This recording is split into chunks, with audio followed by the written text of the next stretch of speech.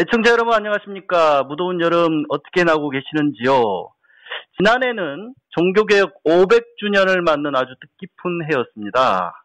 중세 가톨릭교회가 성 베드로 대성당을 짓는 막대한 건축비를 마련하려고 민중들에게 모든 죄를 사할 수 있다는 그런 면죄부 판매를 지시하고 또 사제들이 성직 세습과 매매를 일삼는 등 교회가 성경의 복음 정신에서 너무 멀어졌을 때 다시 성서로 돌아가자라고 하면서 종교개혁 운동을 일으킨 루터와 칼뱅 같은 그런 종교개혁 선구자들이 있었습니다. 그런데 중세 타락한 가톨릭 교회를 개혁하고자 시작한 이 개혁교회, 특히 그 오늘의 한국 개신교 중에서도 장로교 가운데서도 가장 규모가 크다는 한 교회가 보란듯이 부자 세습을 작년에 강행을 했습니다. 그래서 개신교가 타락한 중세 가톨릭 교회와 무슨 차이가 있느냐? 오히려 더 하였으면 됐지 덜한 것이 없는 것 같다. 이러한 그 비난을 많이 받았습니다. 영성교회 부자 세습 반대에 앞장서다가 소속 노예에서 출교 처분까지 받은 한국기독학생회 총연맹 총무이신 장병기 목사님과 더불어서 오늘 명성교회 세습을 둘러싼 논란에 대해서 좀 이야기를 나눠보도록 하겠습니다. 장 목사님 나와 계십니까? 네, 장병기입니다. 예. 고생 많으시죠? 예, 잘 지내시죠? 네, 늘 한국교회를 위해서 이렇게 더운 날 시원한 이야기들을 들려주신 우리 장 목사님께 감사드립니다. 아이고, 예, 초대해 주셔서 감사합니다. 우리 장 목사님께서 얼음 냉수와 같은 그러한 좀 소식을 좀 전해주시면 좋겠습니다. 네. 작년에 앞서 좀 언급을 했는데, 네. 11월 12일 명성교회가 김사만 목사를 원로 목사로 추대를 했고요. 그리고 네. 그 아들 저하고 동기입니다만 김하나 목사를 위임 목사로 세우는 위임식을 강행을 했어요. 그러면서 네. 그 명성교회 부자 세습 문제가 교계 내에서뿐만 아니라 일반 JTBC랄지 이런 방송에서까지도 다룰 정도로 아주 그 큰 파장과 논란을 낳았는데요. 네. 사실 그 대형교회의 이런 그 세습, 부자 세습은 어제 오늘 일은 아니지 않습니까? 네, 그렇죠. 네. 근데 특히 그 명성교회의 그 부자 세습이 사회적으로 큰 논란을 빚은 이유는 뭐라고 보시는지요? 아마 아시다시피 많은 대형교회가 이미 세습을 했고, 예.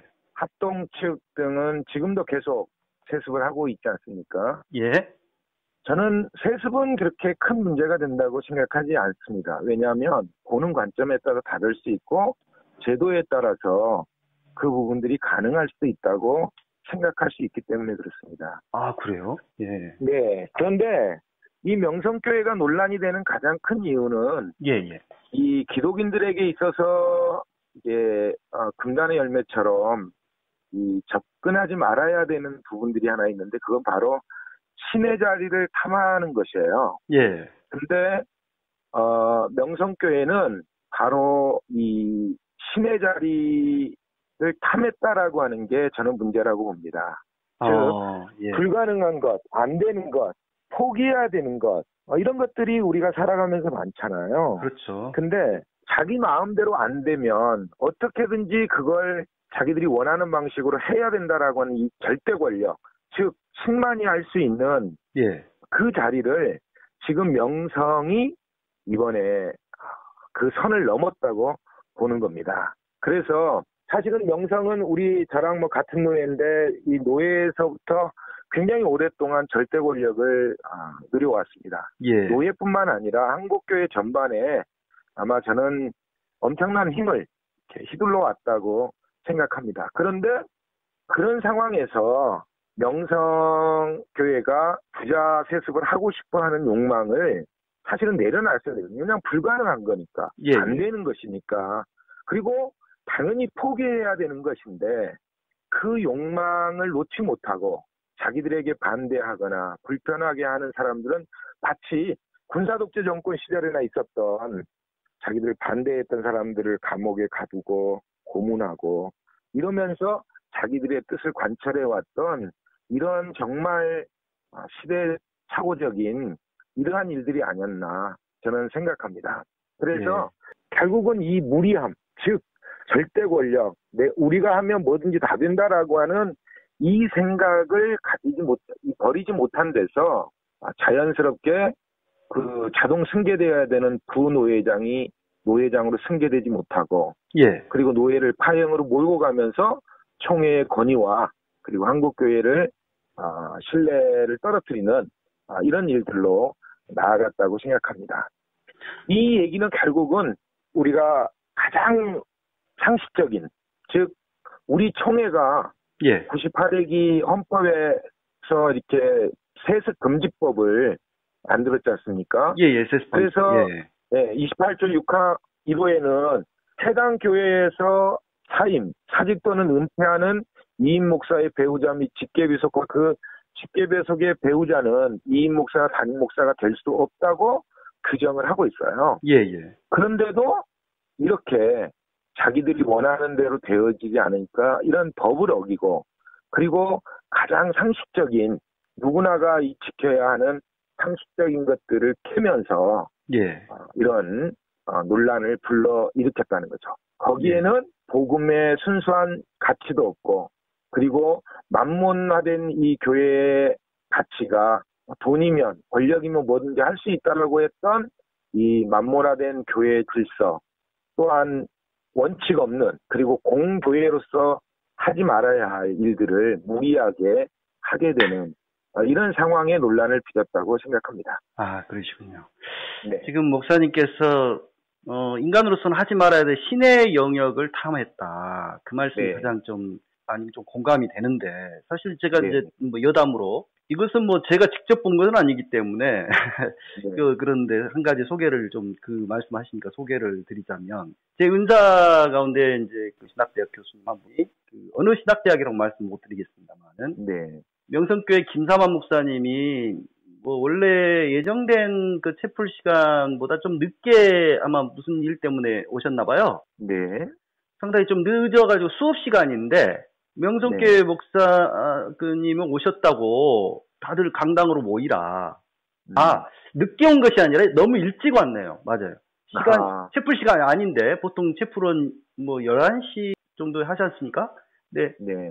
좀 일찍 왔는데 수업 도중에 교내 방송이 나와가지고 다들 채플실로 모이라 라는 지시가 있어가지고 그냥 수업을 계속 했더니 교직원이 데리러 와서 어쩔 수 없이 수업을 중단한 적이 있다. 이런 이야기를 제가 들으면서 명성의 김삼환 목사는 어떤 사람이기에 수업까지도 중단시키고 이렇게 그 정해진 시간과 달리 와도 그렇게 체포를 할 수가 있나 상당히 좀 의아했던 적이 있습니다.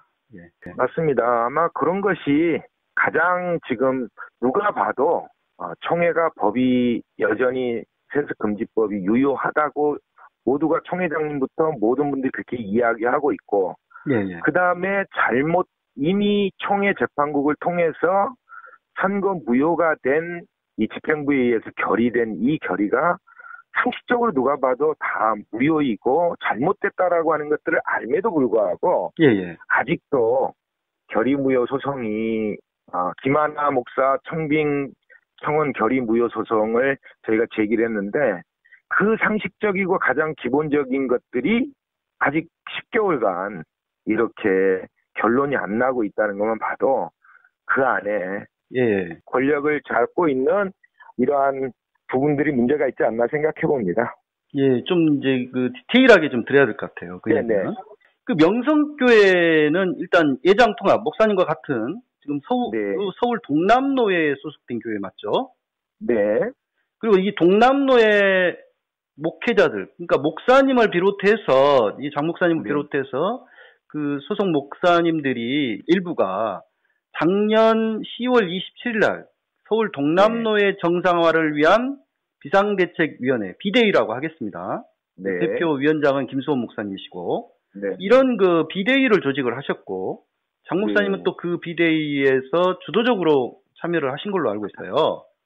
예. 이런 근데 것 때문에 제가 그 출교당하게 된 얘기입니다. 조심하세요.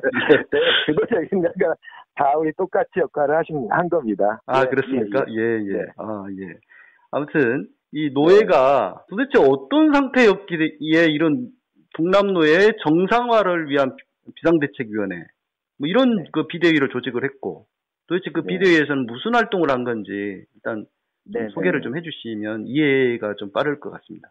네.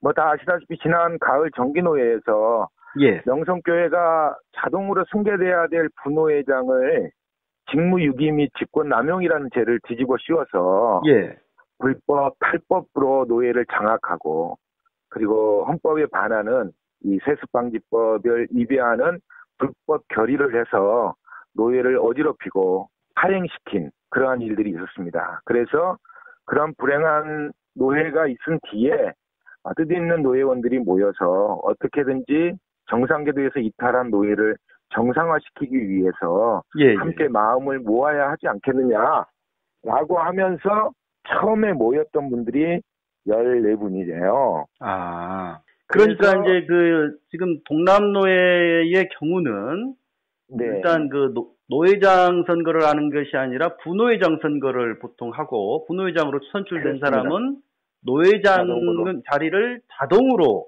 이제 네, 승계를 하는 거죠. 그렇습니다. 예, 그런데 명성교회가 개입해서 그 관행을 깨버렸다 이 이야기를 하시는 거죠. 그렇습니다. 더군다나 우리 노예는 부노회장이 자동으로 승계될 때 문제가 있었기 때문에 예, 예, 그것들을 규칙으로 노예 규칙으로 명확하게 예. 승계한다라고 다시 그 전 노예에서 결의를 한 적이 있습니다. 아, 그래서 저리까지, 예. 네, 그런 결의까지 있었음에도 불구하고 부노회장이 노회장으로 승계되지 못하는 초유의 사태가 발생한 겁니다. 아. 그것은 바로 부노회장인 김소원 목사가 아, 예. 명성세습에 계속해서 반대를 해왔기 때문입니다. 아, 그래서 김수원 목사님이 또 그 부노회장이셨군요. 예, 예.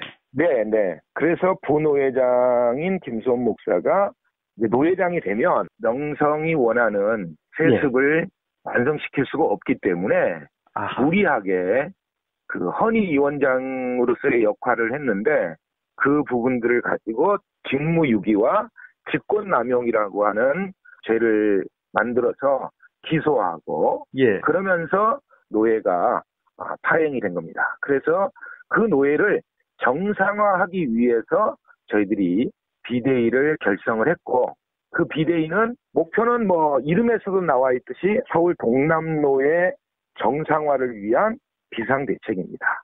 그래서 예. 비상대책위는 14명으로 구성을 했는데 저희가 중간에 더 많은 사람을 확대하자 예. 이런 얘기도 있었습니다만은 이게 세를 가지고 서로 이렇게 분열을 조장하는 것이 아니라 예. 이 잘못된 노예를 정상화시키는 데 목표가 있기 때문에 일단 14분들이 서로 마음을 모아서 노예 정상화를 위한 여러 일들을 앞장서서 좀 헌신하자 이런 마음으로 비대위를 조금 더 강화해서 더 수를 많이 만들거나 해서 하지 않고 그냥 최소한의 부분들로 활동들을 하기 시작한 겁니다.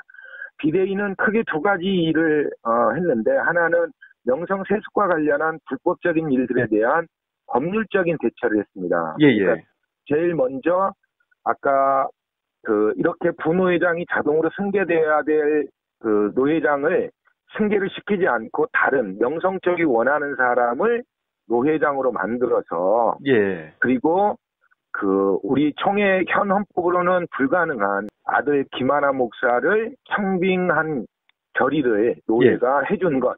그래서 그 선거 무효와 결의 무효의 이런 것들을 제기하게 됩니다. 그래서 법률적인 대처와 그다음에 이후 저희들도 다 기소가 돼서 이제 뭐 재판을 받게 된 노예 재판 등 관련한 이런 법률적인 대처와 함께 우리 이 명성권과 관련해서 노예가 이렇게 파행으로 되어진 부분들에 대한 진실을 알리면서 노예원들에게 노예 정상화를 위한 마음을 담아달라고 하는 이러한 간절한 것들을 소식지와 또 필요할 때 이렇게 가짜 뉴스들이 많았는데 예. 이제 애매한 이런 법률적인 부분들을 잘 다시 해석하고 그리고 또 이렇게 우리뿐만 아니라 교수님들 그다음에 뭐 이렇게 바깥에서 활동하시는 그 세습 반대를 해온 분들의 다양한 소식들을 예. 알려주는 그런 두 가지 일을 중심으로 활동을 해왔습니다. 일단 법률적 대처하고 홍보 이런 네. 생생한 소식을 또 알리는. 네. 또 뭐 기도에도 참여를 하시고 뭐 그러셨던 것 같은데요. 예. 저희가 이제 처음부터 명성교회 세습 철회를 위한 예장 연대 연합기도회 같은 것들을 했습니다. 그래서 제가 지금 우리 노회에서는 대협력국장으로 노회와 그다음에 외부 단체들을 연결하고 그다음에 언론사라든지 이런 부분들에 홍보하는 역할들을 맡고 있고요. 최근에는 지금 8월 7일 지금 최종 총회 재판을 앞두고 8월 6일 날 저희가 기도회를 하기로 했는데 그 기도회는 그 명성교회 세습 처리를 위한 예장 연대라고 하는 조직이 있는데 제가 거기에서 그 집행위원장을 맡고 있습니다. 그래서 저희 노회와 관련된 부분들 그리고 명성과 관련된 다양한 조직들과 서로 연대하면서 기도회를 하고요. 그 다음에 아까 외부적인 부분들과 함께 우리 노회 안에 있는 시찰별로 기도회라든지 그 다음에 노회 차원에서의 기도회 등 그 다음에 이런 다양한 소식들을 알리는 굉장히 그 전방위적인 여러 역할들을 해왔습니다. 그러시군요. 그러니까 상당히 좀 주도하시는 분처럼 더 비춰지지 않았나 좀 싶은 생각이 드네요. 예. 아무튼 예를 쓰시고 계시네요. 서울 동남로의 재판국이 앞서 잠깐 언급을 하셨습니다만 김하나 목사 청빙안을 반려했다는 이유로 이 서울 동남로의 정상화를 위한 이 비대위원장 이 김수원 목사를 면직 출교를 했어요. 출교라고 하는 것은 그 교회 노회에서 최고의 시벌 아닙니까 이게? 그렇습니다. 근데 이 출교를 면직하고 출교를 해버린 그런 일이 있었고 그런데 이 김하나 목사 청빙안 반려가 어떻게 진행이 됐고 이 재판국이 왜 이런 결정을 내리게 된 겁니까?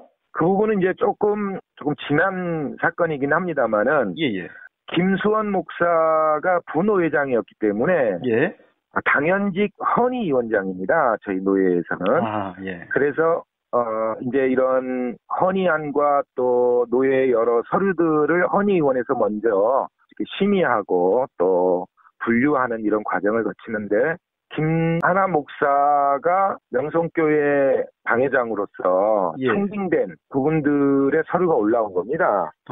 그래서 그걸 보니까 이게 총회법에 위배된다라고 하는 판단을 가져서 이 헌의위원장이 혼자서 하는 게 아니라 헌의위원들이 같이 있는데 헌의위원회를 열어서 이런 지금 안건이 들어왔는데 이 부분들에 대해서 어떻게 할지 이 절차를 거치고 헌의위원회에서 충분히 논의해서 이걸 하려고 했던 거죠. 그런 과정에서 명성 측이 이 불가능한 안들을 제출했기 때문에 정치적으로 풀려고 했던 것들을 이 헌의위원장인 김수원 목사가 원칙적으로 하자.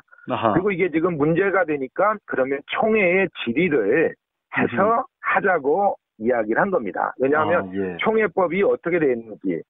왜냐하면 그것이 문제가 됐던 것들은 뭐 잘 아시겠습니다만 2016년 100일에 헌법위원회가 해석을 한 것들이 좀 문제가 됐습니다. 일단 101회기 헌법위원회는 헌법 28조 6항 1호가 그 개정을 해야 할 필요가 있다라고 하는 유권 해석을 하게 되는 거죠. 그러니까 세습이 가능한 쪽을 좀 두둔하는 약간 그런 그렇게 결정을 내린 거죠. 개정에 대한 필요성을 제기했고 2017년 102회기에도 이 세습금지법이 교인의 기본권을 침해할 소지가 있다라고 하는 해석을 했습니다. 물론 이것을 가지고 명성은 그 개정 필요와 기본권을 침해하는 문제가 있기 때문에 이 법은 폐지돼야 된다라고 하는 입장을 가지고 결의를 요청한 상태입니다만은 결국은 그것은 헌의위원회가 어쨌든 노회의 절차를 통해서 김하나 목사, 이인 목사 청빙 결의를 요청했는데 노예 헌의위원회에서 판단해봤을 때는 이거는 불가하다고 생각하고 헌법에 일단 위배된다고 판단을 했던 거죠. 근데 명성은 아까 그한 헌법위원회 해석들을 근거로 해서 문제가 예. 없다라고 하는 주장이 맞서면서 결국은 이제 총회에다가 물어보겠다. 예. 그랬는데 뭐 아시겠지만 이 총회를 물어보려면 이제 이 위원회, 그러니까 총회 노예의 과정을 거쳐가야 되는데 당시 노회장이 명성 쪽 편이라 그분들 이렇게 절차를 밟아서 갈 수가 없는 상황이어서 부전지를 통해서 아하. 총회 헌법위원회에다가 질의를 하게 되는 겁니다. 예, 예. 그래서 결국은 이제 그 부분들에 문제가 있다.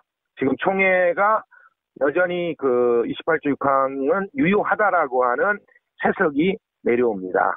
그리고 이 부분들은 결국은 총회가 선거 무효 소송이 인용되면서 저희가 그 선거 무효 소송을 냈는데 예. 그것이 인용되면서 즉 새롭게 그 부노회장이 자동으로 승계돼야 될 노회장이 아닌 다른 노회장을 선출한 선거는 무효다라고 예. 하는 판결에 의해서 이기신 거네요? 네. 그렇습니다. 그래서 김하나 목사 이 청빙안도 사실은 무효가 되는 예. 그런 과정이 되게 된 겁니다. 무효가 됐는데 법적으로는 지금 네네. 무효가 됐는데 현재도 지금 담임 목사로 이임 목사로 지금 심호하고 있죠. 네, 근데 이제 저희가 일단 승소했던 거는 노회장 최간섭이라고 하는 그 불법으로 선출된 노회장이 무효냐 아니냐라고 하는 것을 요구했던 선거 무효와 예. 김하나 목사 청빙 청원 결의의 건이 그것 두 가지를 저희가 소를 제기했습니다. 그래서 즉 선거 무효 소송과 그 다음에 김하나 목사를 우리 노회가 결의했다. 명성교회 담임으로 라고 하는 결의가 무효다라고 하는 두 가지 소를 제기한 겁니다. 근데 뭐 두 가지 소 중에서 먼저 것만 지금 결정이 난 건가요? 그렇습니다. 선거 무효만 일단 저희가 인용이 된 상태고요. 예. 아까 이야기했던 결의 무효는 아직도 진행 중입니다. 아니 근데 그래서 좀 네. 불법으로 당선된 노회장이 이끈 그 네. 결의안은 무효가 자동 무효되는 거 아닌가요? 그렇습니다. 아까 이야기했듯이 이게 상식적이고 예. 가장 기본적인 건데 지금 우리 노회와 총회에서는 이런 가장 상식적이고 기본적인 것들이 지켜지지 않는 이런 상황들을 지금 만나고 있다고 할 수 있겠습니다. 그러니까 지금 언론에 보도된 게 이제 부분적으로 이렇게 좀 흘러나오는 형태인데 네네. 지금 서울 동남로의 재판국이 김수원 목사를 면직 네. 출교를 했고 1차. 그 다음에 지난 5월 25일에는 이 비대위 활동을 뭐 내가 계속 주도했다 이런 이야기를 해서 죄송합니다만은 우리 장 목사님을 비롯한 네 분의 목회자들. 이 네 분의 목회자들을 출교를 하거든요. 그리고 9분의 목회자는 견책을 하는 그 시벌 선고를 해요. 네. 그래서 노예 재판국 비대위 목회자들이 기소가 되고 또 이제 결국 출교와 견책 같은 무거운 시벌을 재판국으로부터 받았는데. 그 배경과 그 제목이 도대체 뭡니까? 네. 뭐 이게 참 이 얘기를 하면 재밌는 얘기가 있는데 저희가 비대위원들이 이제 출교는 4명이 받았고 뭐 김선 목사님까지 포함하면 5명입니다만은 어쨌든 4명하고 그 다음에 그 견책은 나머지 9명 이렇게 받았습니다. 근데 이걸 받고 나서 우리 비대위원들 안에서 약간의 그 분쟁이 좀 있었어요. 우리 똑같이 비대위원들로 같이 활동하고 기도회도 준비하고 뭐 또 이런 정말 약간 실무적인 것들 이렇게 소식지부터 정말 부진주부터 다 함께 해왔는데 누구는 출교고 누구는 견책이냐 이상한다. 나도 출교시켜달라 막 이렇게 나도 출교시켜달라. 네. 뭐... 나는 좀 너무 과도한 시벌을 받았다 이게 아니고. 네네. 아니 왜 그렇군요. 차별하냐 이래가지고 우리 안에서 이렇게 파가 갈렸습니다. 출교파와 견책파로 나눠져가지고 우리 그 비대위가 해체될 위기에까지 처했었습니다. 그렇군요. 그러니까 그래서 이제 저희가 이야기하기를 농담으로, 저들이 우리를 이렇게 벌을 따로따로 시벌하면서 이렇게 서로 감정 상하게 해가지고 와해시키려고 하는 전략이다. 농담을 하기도 했습니다. 그 비대위 소속 목사님들 무섭습니다. 서로 옛날 그 군부 독재 권위주의 정권 시절에 서로 감옥 가겠다라고 하는 그런 거하고 비슷한 것 같네요. 네, 하여튼 그러면서도 이게 비대위원으로 했는데 누구는 출교고 누구는 견책인데 창피해서 얘기도 못했다는 등 여러 이야기를 이렇게 농담 삼아 같이 했습니다만은 예. 어쨌든 이번에 제과명은 보셔서 아시겠지만 이제 비대위원 14명이 불법 단체를 조직해서 불법 행위를 했다는 겁니다. 즉 노예에서 인정하지 않는 이 비대위라는 단체를 만들어서 노예를 어지럽혔다라고 하는 게 이제 공식적인 제목입니다. 불법 단체 조직했다. 네. 상당히 어디서 많이 들은 이야기 같습니다. 그 국가보안법에도 비슷한 거 나오지 않나요? 네. 아마 우리 종사님도 그런 부분들을 잘 이렇게 이해하실 건데 아마 좀 비슷한 느낌이 있지 않습니까? 예, 그러네요. 노예에는 노예법이 있고, 네네. 규칙이 있고 다 그렇지 않습니까? 근데 네네. 그 규칙에 이런 불법 단체를 조직을 하면 처벌하는 또는 시벌하는 이런 게 있나요? 없습니다. 그거 보면 그 헌법 시행 규정에도 나오는데요. 그러니까 권징의 사유가 되는 제과를 15개 항목으로 엄밀히 규정해 놓고 있어요. 그런데 그 규정 중에 이런 불법 단체 조직이 죄가 된다라고 하는 항목은 없습니다. 참. 그리고 참 재미있는 건 노예 기소위원회가 재판국에 기소할 때 무슨 죄를 범했는지조차 명시를 못할 정도예요. 그 정도로 사실은 이게 저희가 이제 다 시간이 없어 말씀드릴 수는 없습니다만은 그 노예가 파행이 됐기 때문에 다시 처음에 공천했던 분들이 공천이 되어져서 재판국이라든지 기소위원회가 꾸려진 게 아니라 결국은 명성에 의해서 다시 공천이 된 사람들이 재판국도 기소위원회도 하게 되는 그런 일들이 있었습니다. 그래서 더 이런 부분들에 대해서 재판에 대한 문제가 많이 발생하게 된 겁니다. 아까 괘씸죄 말씀하셨습니다만 이거는 노예법, 헌법 이런 것이 아니라 명성교회의 심기법, 명성교회 심기를 건드리는 사람들은 가차없이 시벌하는 권징하는 이런 것을 위한 재판국이 아닌가 좀 그런 또 생각이 드네요. 네, 맞습니다. 그래서 참 이 재판국은 끝까지 이게 왜냐하면 선거 무효 소송이 났는데도 불구하고 무리하게 이렇게 진행을 하면서 결국은 총회가 선거 무효라고 하는 인용을 해줬음에도 불구하고 그것을 무시한 채 노예가 이후에 재판을 해서 죄를 면직 출교하는 그런 일들이 진행됐다라고 하는 것만 봐도 노예 재판국의 공정성이 의심되지 않나라는 생각을 하게 됩니다. 명성교회 부자 세습 문제로 일단 그 직접적인 피해를 입은 것은 이 서울 동남노예 같아요. 그리고 이제 비대위 소속 목회자들이 가장 큰 피해를 지금 현재 입고 있는 걸로 보이는데, 자, 이렇게 일단 재판국이 그런 결정을 선고를 했고 1차. 그러면 이제 항소를 해서 더 다투실 건가요? 어떻게 하실 건가요? 네, 지금 물론 많이 피해를 보고 있습니다. 노예가 정상화되지 못한 상황에서 많은 노예원들, 저희 비대위원들뿐만 아니라 노예의 건강한 생각을 가지고 있는 많은 노예원들이 지금 굉장히 힘든 시간들을 보내고 있다고 생각합니다. 어쨌든 현재는 저희가 노예가 지금 이렇게 파행으로 가면서 노예가 정상화될 수 있도록, 그래서 노예가 사고 노예가 되지 않고 이번 노예에 총회가 판결한 선거 무효 결의를 가지고 다시 김솜 목사를 노예장으로 세워서 건강한 그리고 다시 원래의 노예로 회복하는 그런 일들을 지금 같이 계획하고 있습니다. 그렇구만요. 확실히 말씀 들어보면 동남노예에서 명성교회가 차지하는 노예원 수도 굉장히 많은가 봐요. 그리고 직간접적으로 명성교회에 연결되어 있는. 네네. 예. 그러니까 노예를 그러니까 노예 자체를 열리지 못하게도 만들 수 있네요.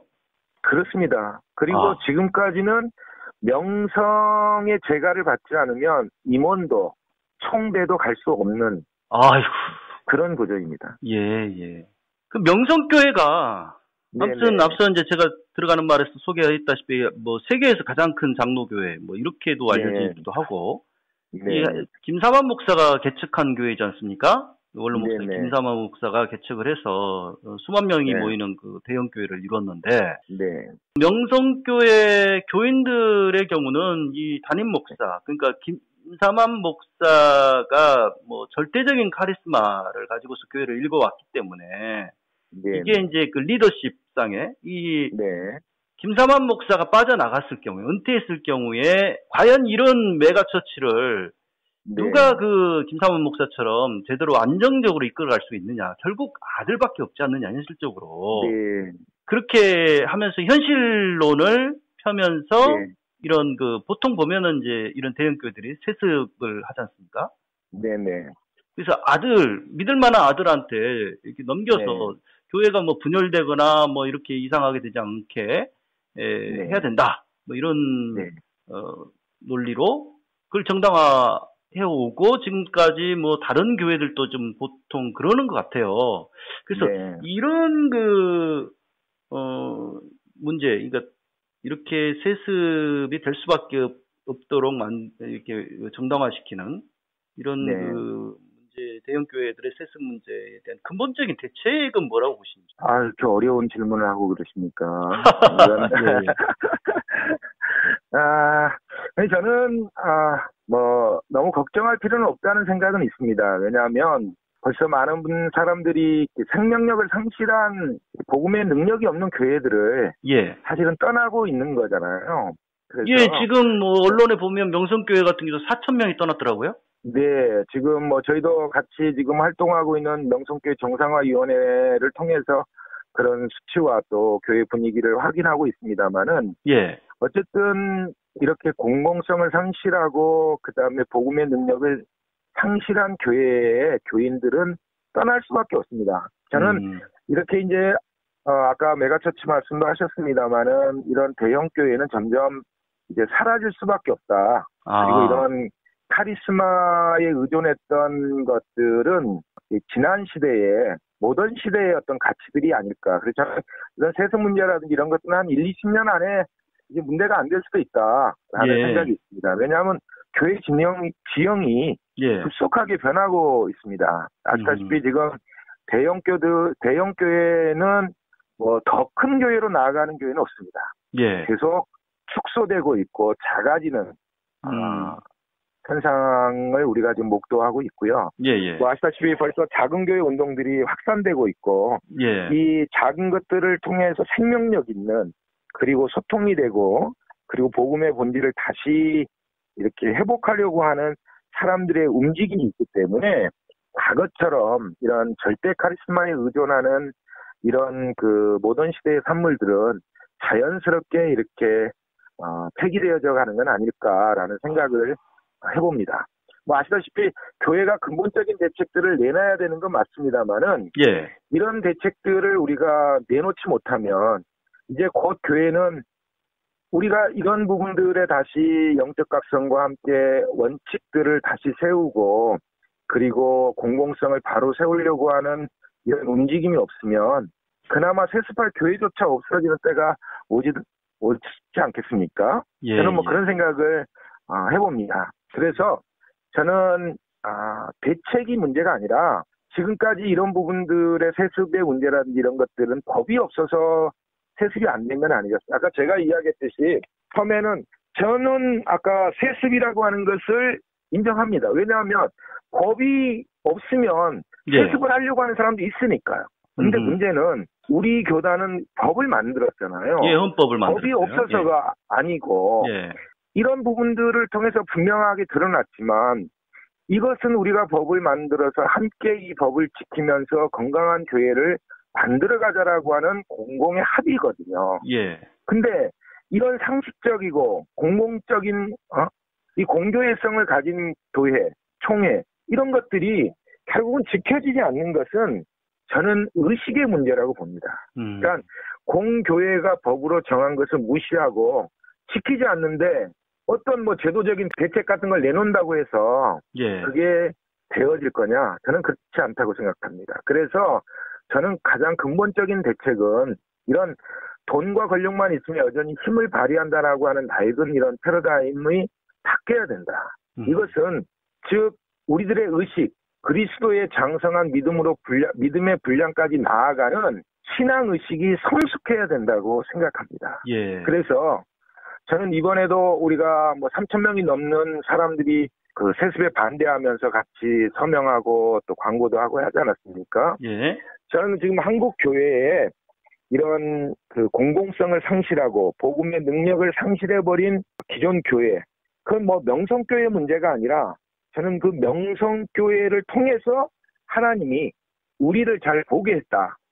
그래서 우리의 신앙의식이 성장해야 된다. 영적으로 거듭나야 된다. 예. 그래야 이런 법도 지키고 원칙도 준수하는, 그래서 모두가 그 질서 안에서 하나님의 영광을 보는 이러한 정말 살맛나는 그리고 정말 행복한 목회가 가능하지 않을까 생각합니다.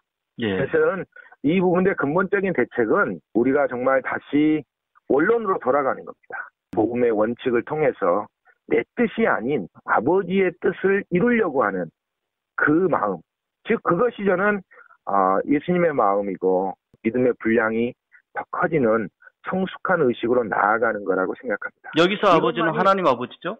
네, 그렇습니다. 예. 아버지 김사만 아버지는 아닙니다. 예. 네. 조금 이제 마지막 질문이 될 것 같은데요. 네. 앞서 말씀드린 그 명성교회가 속한 교단이자 목사님이 속한 교단, 뭐 저도 이제 같이 속해 있는 대한예수교 장로의 이 통합교단, 개신교의 뭐 장자교단이라고 뭐 그런 또 내세우기도 합니다만은 그 정도로 이제 뭐 규모가 큰 그러한 교단, 이 예장통합이 명성교회 세습 논란, 또 뭐 차별금지법 반대, 동성애 반대, 뭐 이렇게 좀 더 멀리 가면은 이전에 사학법 반대, 이런 것들에 굉장히 앞장을 서왔어요. 그러면서 사회적 논란에 항상 중심에 서고 있습니다. 그래서 이것을 보면서 한국교회가 너무 좀 보수화되어 간다라고 우려하는 시각도 있어요. 근데 예장통합 같은 경우는 에큐메니칼 운동에 참여해온 교단 아닙니까? 네, 그래서 이제 그렇습니다. 뭐 상당히 좀 중도적이지만 진보적인 그런 색채를 가지고 있는 그런 교단으로 열린 교단으로 이렇게 알려져 있는데 최근에는 상당히 좀 완고한 시각이 계속 묻어나는 것 같아요. 그래서 그렇습니다. 최근의 교단 행보에 대한 목사님 개인적인 견해를 좀 알고 싶습니다. 네, 저는 이런 문제 앞에 이렇게 직면할 때마다 참 갑갑하기도 하고 이런 문제를 어떻게 해결해야 될까 늘 좀 고민하는 것들이 많이 있습니다만은 저는 일단 첫째는 이런 문제를 진보와 보수라고 하는 프레임으로 보는 시각을 좀 넘어설 필요가 있다라고 생각합니다. 그러니까 사회와 세상 굉장히 빠르게 변하고 있고 사람들의 생각과 가치는 굉장히 다양해졌고 세상은 지금 다원화된 세상 속에 우리가 살아가고 있지 않습니까? 그래서 저는 이 세상의 변화의 이치대로 어쨌든 세상은 흘러가는데 우리가 가지고 있는 이 생각의 틀은 변하지 않는다는 거죠. 그러니까 복음은 시대의 상황에 의해서 새롭게 해석되어져야 되는데도 불구하고 해석을 하지 않는다는 거죠. 그것은 그동안 우리 이 한국 교회의 신학이 바뀌어야 된다. 우리가 아까 사회자님께서 지적하셨듯이 에큐메니칼적 신학을 가지고 있는데도 불구하고 그리고 지난 2013년에 WCC를 한국에서 했습니다마는 그러한 우리의 교단 에큐메니칼 신학에 기초하고 있는 우리 교단의 그 속한 교회들이 얼만큼 에큐메니칼 정신을 가지고 이런 문제에 대처하고 또 목회를 해나가고 있는가라고 하는 것들을 되돌아봐야 된다고 생각합니다. 왜냐하면 결국은 다양해진 세상에 대해서 새로운 해석을 위해서는 신학 자체가 바뀌어야 되거든요. 근데 그런 과거의 그런 근본주의적 신학과 교리적 틀 안에 가둬놓은 프레임으로는 지금 이 변화된 세상을 결코 읽을 수도 없고 제대로 된 해석을 해낼 수도 없다고 생각합니다. 우리가 지금 살고 있는 시대에 항상 변화가 있고 그리고 무엇인가를 새로운 패러다임으로 바꿔야 되는 세상에 사는데 예를 들면 지금 동성애 문제는 이미 기독교가 막을 수 없는 공공의 문제가 되어버린 겁니다. 예. 저희 같은 경우도 국제 조직이 있어서 해외 그 친구들하고 같이 국제 프로그램들을 이렇게 하다 보면 예. 이런 동성애 문제는 이제 교회가 책임져야 될 신학을 내놔야 되고 그리고 교회가 공식적으로 논의의 장을 확장시켜 가야 된다라고 다 이야기하고 있어요. 많은 지금 교회들이 그렇게 하고 있고. 예. 그런데 우리 한국교회는 여전히 마치 터부시되고 금기어로 동성애 문제를 가지고 있는 것처럼 보이지만 저는 지금 이 부분들을 막을 수 없는 때에 이미 와 있다. 그리고 한국교회는 이들을 위해서 무엇인가 신학적인 그 고백과 그리고 신앙에 대한 부분들을 이제 이들에게 제시하지 않으면 결국은 한국교회는 답이 없다. 왜냐하면 그렇게 되면 늘 지금 이런 퀴어 축제 같은 데 나가서 반대하는 기독교인들만 비춰진다는 거죠.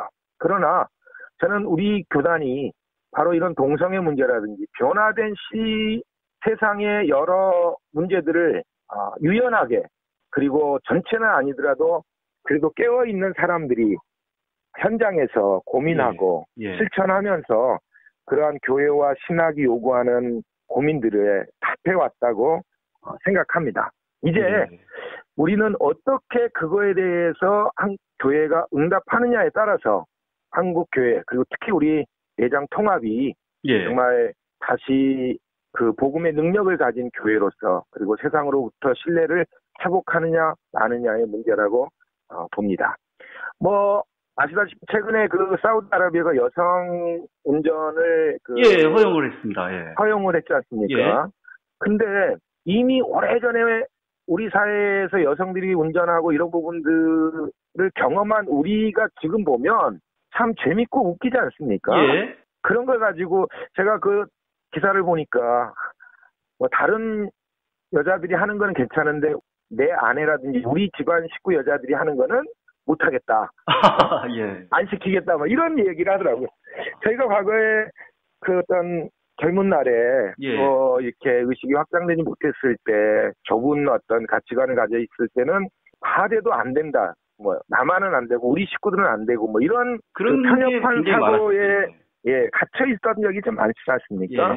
그런데 어느 정도 그 시간들을 살아보면 자연스럽게 그 의식이 그 문제에 별로 문제 제기를 하지 않는 세상이 오는 겁니다. 지금 사우디아라비아는 굉장히 혼란스러울 수 있다고 생각해요. 비슷하게 우리 사회 동성애 문제에도 뭐 반대하고 이렇게 갈등을 일으키지만 이거는 막을 수 없고 거스릴 수 없는 문제입니다. 그런다고 그쪽에서 우리 기독교가 요구하듯이 3%밖에 안 되는 소수자들이 전체를 지배하는 논리처럼 마치 동성애자를 인정해주면 그 하나님의 창조 질서가 망가질 것처럼 이야기하는데 그런 게 사실은 문제입니다. 사실은 이상한 논리를 가지고 호도하는 거죠. 우리 사회가 조금 더 공격적이고 혐오적인 기독교가 아니라 상생하고 평화하고 좋아하는 그러한 기독교가 훨씬 더 좋지 않겠습니까? 그런데 여전히 낡은 프레임은 선교를 위해 그리고 복음의 본질이 훼손되어져서는 안 된다라고 하는 그 이유로 그 교리적 프레임으로 여전히 공격하고 그러면서 전쟁을 일으키고 갈등을 유발하는 이러한 기독교는 조금 더 성숙한 기독교로 나아가는데 우리가 변화를 위해서 누군가가 목소리를 내야 되는 시대라고 생각합니다.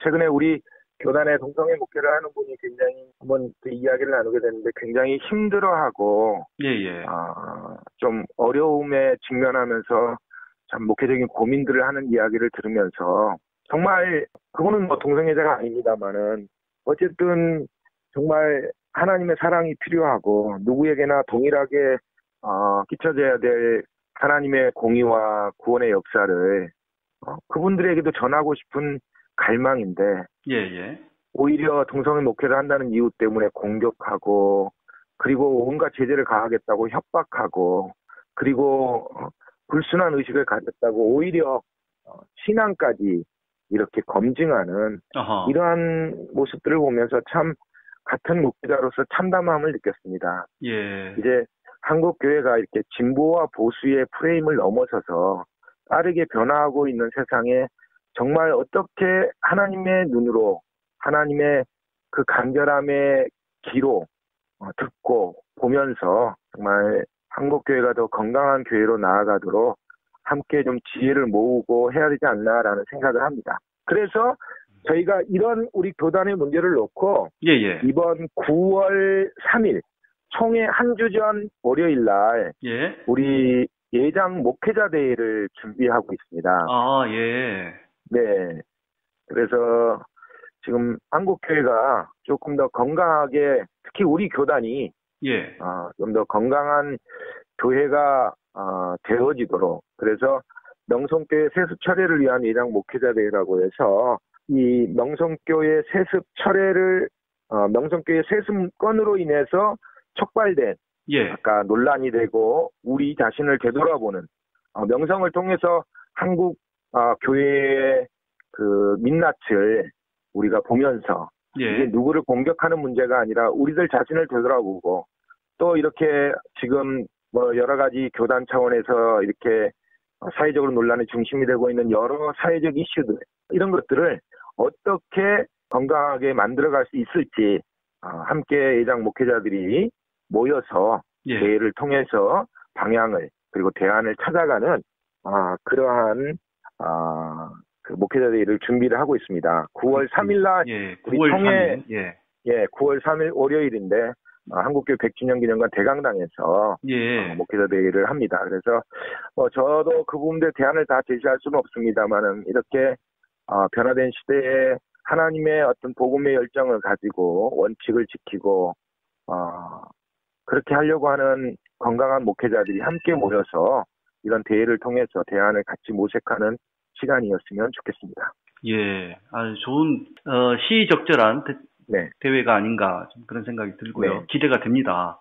네. 예, 목사님께서 인터뷰 과정에서 교회의 공공성을 많이 강조를 하셨어요. 그러니까 교회가 개신교, 특히 또 예장 통합 교단 또 그 교단 속의 한 교회의 명성교회 이런 네. 개교회만의 문제가 아니라 온 사회가 같이 고민해야 되고 한국 사회가 건강하게 나아가기 위해서 같이 또 이 문제를 아파하고 또 이 바르게 나아가도록 또 지혜를 모아야 되는 그런 것들을 보면 정말 이 교회 우리가 또 사도신경에서도 거룩한 공예를 믿사오면서 공공성을 이야기를 하고 있지 않습니까? 그렇습니다. 그런 고백을 하는 교회들이라면 이제 좀 이 부분을 남의 교회의 문제로 우리와는 또 거리가 먼 이야기로 그렇게 볼 것이 아니라 같이 고민을 하는 그런 쪽으로 나아가면 좋지 않을까. 그리고 다가오는 목회자 대회에서도 좀 좋은 결실이 나타나면 좋겠네요. 예. 저희가 하여튼 기도하고 있고요. 우리 정 목사님과 또 이곳에 함께하는 시청자들도 함께 좀 기도해 주시고 함께 참여해 주면 좋겠습니다. 오늘 마지막으로 저는 꼭 우리가 신앙생활을 하는 데 있어서 한 가지 중요한 건 물어봐 주는 것, 질문하는 것이 중요하다는 이야기를 꼭 좀 마지막으로 하고 싶습니다. 지금 우리가 믿고 또 우리가 하는 신앙생활은 건강한가? 문제는 없는가? 뭔가 모순적이고 총괄된 지점은 없는가? 그리고 우리 총회의 선택은 정말 건강하고 바른가? 이런 것들을 늘 우리 자신에게 질문해 줄 때 그 질문을 통해서 내 뜻이 아닌 아버지의 뜻이 주님의 뜻이 이루어지는 그런 하나님의 나라가 되지 않을까 하는 생각을 해보면서 항상 물어봐주고 질문하는 그러한 신앙 이런 신앙으로 좀 나아갔으면 좋겠다 하는 말씀 드리고 싶네요. 좋은 말씀입니다. 아무튼 교회가 복음을 전한다고 하는데 복된 소식 정말 화음을 전하지 않도록 세상의 교회가 세상을 걱정해야 되는데 세상의 교회를 걱정하는 일은 좀 없었으면 좋겠다는 그런 생각이 좀 듭니다. 오늘 귀한 시간 내주셔서 인터뷰를 해주셔서 감사를 드리고요. 아무튼 우리 그 비대위원들 출교당하시고 면직당하신 목사님들 힘내주시기를 바랍니다. 응원합니다. 네, 아유, 감사합니다. 저희가 같은, 이런 바람과 응원, 우리 비대위원들 함께 나누면서, 힘 얻어서, 예. 명성교회 세습이 철회되고, 우리 총회의 복고 원칙이 세워진 그날까지 최선을 다해서 열심히 함께 하겠다라고 하는 약속 드리면서 고마운 마음 전합니다.